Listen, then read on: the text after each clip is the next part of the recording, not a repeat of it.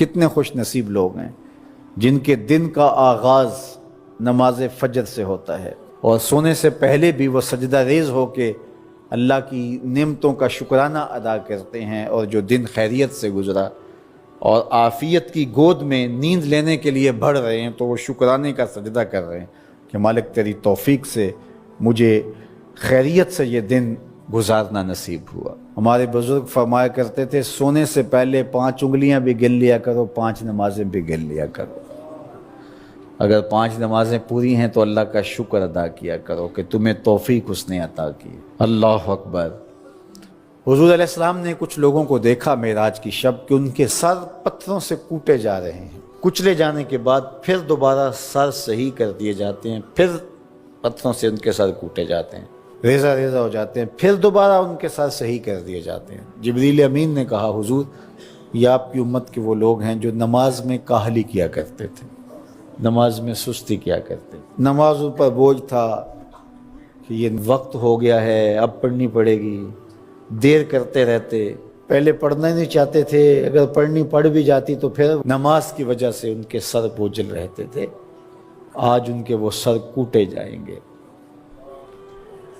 نوجوانوں بالخصوص میں آپ سے مخاطب ہوں، ماں باپ کو زور نہ لگانا پڑے، آپ کی منتیں نہ کرنی پڑیں، آپ کے ترلے نہ کرنے پڑیں، آپ کو جھڑکنا نہ پڑے، جب حیا علی الصلاۃ کی آواز آئے تم بستر سے چھلانگ لگا کے اٹھ جاؤ کہ میرے رب کا بلاوا ہے میرے نام۔ میسج ہے۔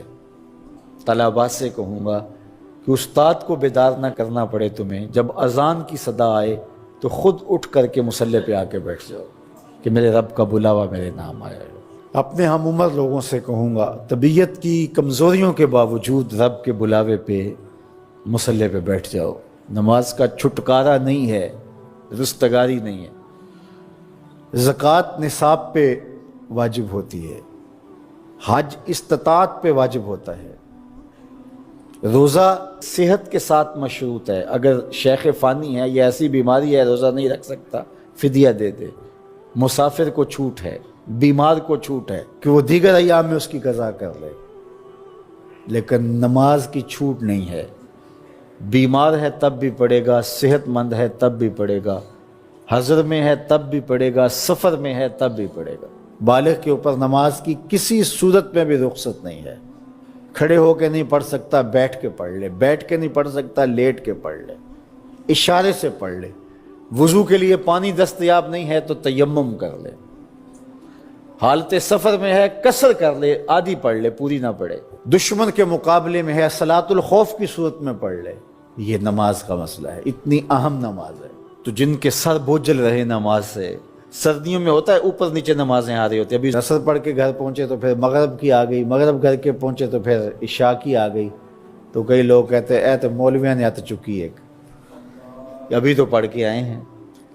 تو کیوں شوق نہیں ہے تمہیں؟ ایک نماز کے بعد وہیں بیٹھ کے دوسری نماز کے انتظار میں مسجد میں قیام کرنے والا، اللہ اکبر، فرشتے ناز برداریاں کرتے ہیں۔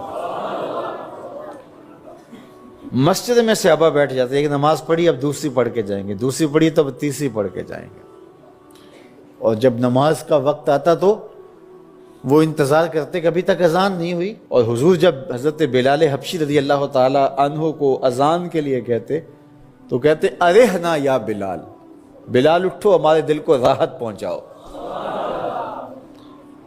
آنکھوں کی ٹھنڈک قرار دیا نا نماز کو، جعلت قرۃ عینی فی الصلاۃ، میری آنکھوں کی ٹھنڈک نماز میں رکھی گئی ہے۔ تو یہ دل کا قرار ہے، راحت قلب محمد ہے صلی اللہ وآلہ وسلم۔ اللہ اکبر، یہ معراج کا تحفہ خاص ہے جو ہمیں نصیب ہوا۔